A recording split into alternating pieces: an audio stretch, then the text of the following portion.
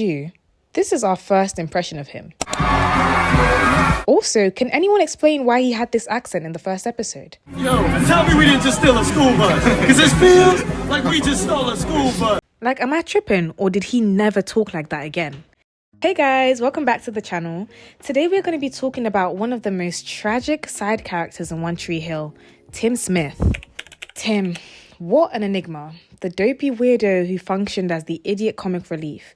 But we need to talk about how the show kind of screwed him over. Because beneath the goofiness, Tim Smith had the potential to be one of the most interesting, layered characters on One Tree Hill. From the jump, Tim isn't just a friend, he's a lapdog. He's Nathan's sidekick, his biggest supporter, and he's down for absolutely any scheme. But this loyalty only seems to flow one way. Like, remember when Nathan was trying to edge Lucas out of the game, but Tim passed the ball to Lucas and Lucas scored? Nathan got so mad, and then Tim went begging Peyton to talk to Nathan for him. He was literally desperate for Nathan's approval. But this loyalty just didn't seem to flow both ways. Nathan treats him like a bother. Like, for example, when Nathan and Haley were getting remarried, it was like Tim had to beg to be the best man.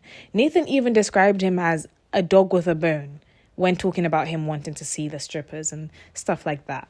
When you watch their relationship, you realize that Tim was just grasping at strings and taking whatever scraps of hangout time that he could get.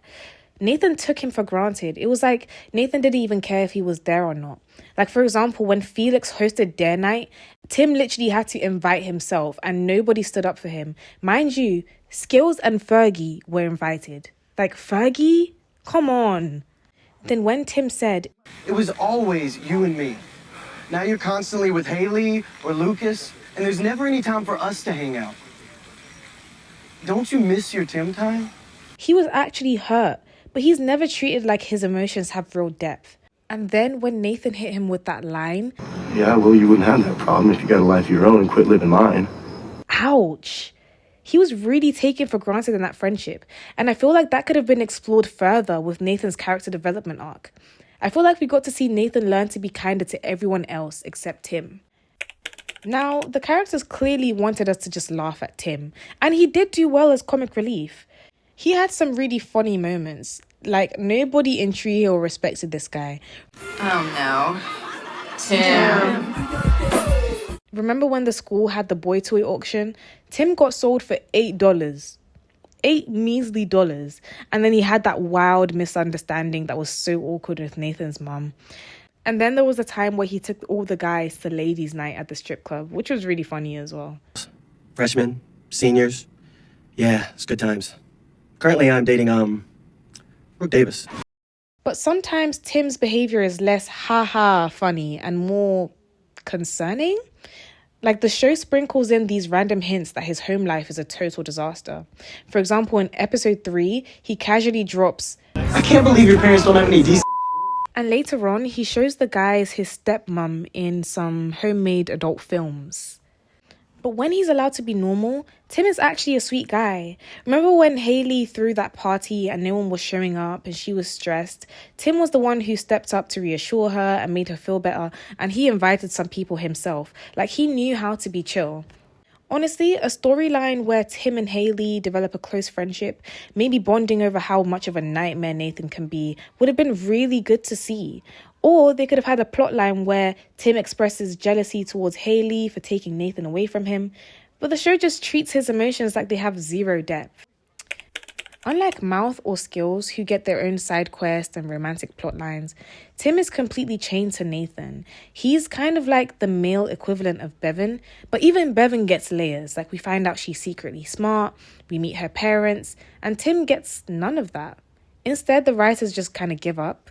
They write him off the show by casually mentioning that he got shipped off to a special school. Shout out to the actor, by the way, who reportedly left for a lead role elsewhere, but the exit was a total waste of a character. But that wasn't the end of Tim. In season 5, episode 9, he made his final appearance on the show.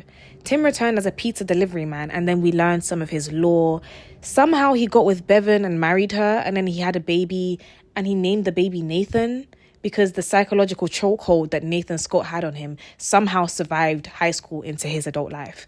And then he and Bevan got divorced. I was married for a while, but I really hated my husband. How did they even get together in the first place? I don't understand the math.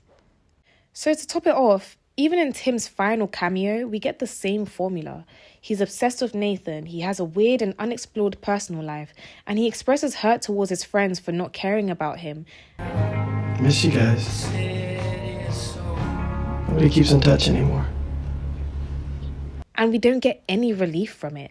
So what even was the point of Tim?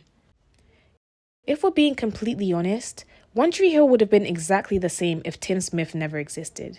He wasn't a moral compass, he wasn't a plot catalyst. If he wasn't there, he wouldn't have prevented a single dramatic event. He was just a yes man.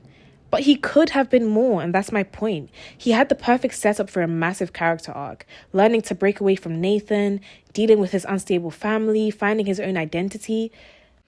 Instead, he remains a time capsule of 2000s television.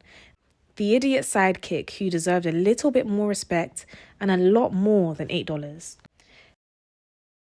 Thanks for watching the video. I hope you enjoyed it. If you did, make sure you give the video a like and comment what your thoughts are about Tim and if you even remembered him. Also, make sure to subscribe if you want to see more videos like this. I think from now on, I'm going to start getting into some of the bigger characters and the bigger plot lines, but I thought it'd be nice to talk about some of the characters who were a bit underserved in the show. I'll see you guys in the next one. Bye!